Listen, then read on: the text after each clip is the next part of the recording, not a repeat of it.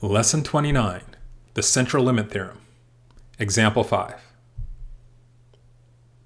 If 6 students were randomly selected from the Sierra College Elementary Statistics Student Survey, what is the probability that the mean GPA for this sample will be between 3.1 and 3.4?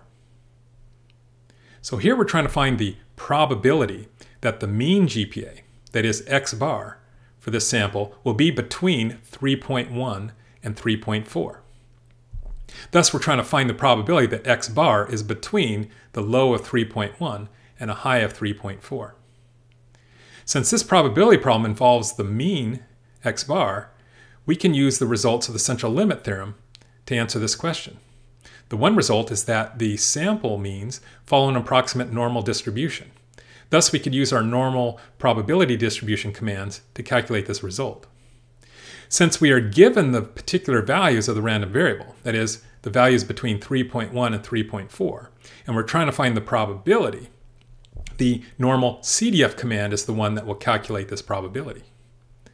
Now, there are 4 values that are entered into the normal CDF command. The first 2, the L and the U, represent the interval for which we're trying to find the probability of. So for the mean GPA to be between 3.1 and 3.4, L, the lower limit, would be 3.1, and U, the upper limit, would be 3.4.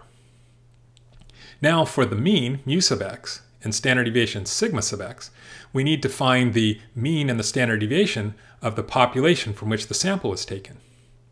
And N represents the sample size that was taken from that population. Well, in this example, 6 students are going to be randomly selected. Thus, N, the sample size, is equal to 6. And the sample is selected from the Sierra College Elementary Statistics Student Survey. So the 44 student GPAs in the Sierra College Elementary Statistics Student Survey is the population from which this sample of 6 will be selected. So mu x bar and sigma sub x bar are the mean and the standard deviation for the students' GPAs in the Sierra College Elementary Statistics Student Survey. Question 5 was the question that asked, what is your college GPA? So using all 44 GPAs in question 5, we can calculate the mean, mu sub x, and standard deviation, sigma sub x.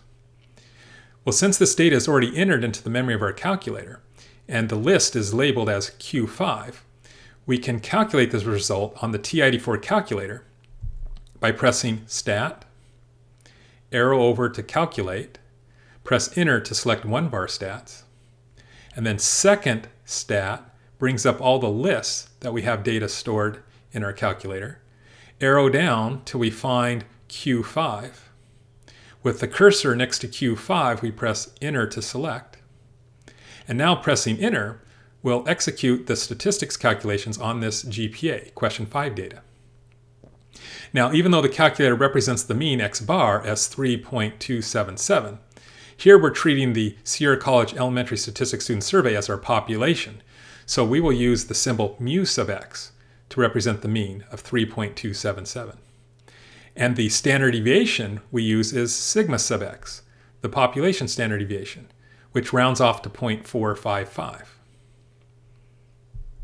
So now that we have these values for the mean and standard deviation and in the sample size, we could enter these into the normal CDF command. And now we can calculate the corresponding probability using the TI-84 calculator. To get to the normal CDF command, we would press second, DISTR, arrow down to normal CDF, press Enter, and then it's 3.1, comma, 3.4, comma, 3.277, comma, 0.455 divide by second square root 6, close parenthesis, enter. And here we have our probability. It rounds off to about 0.576. So now we can give our result. If 6 students were randomly selected from the Sierra College Elementary Statistics Student Survey, the probability that the mean GPA for this sample will be between 3.1 and 3.4 is 57.6%.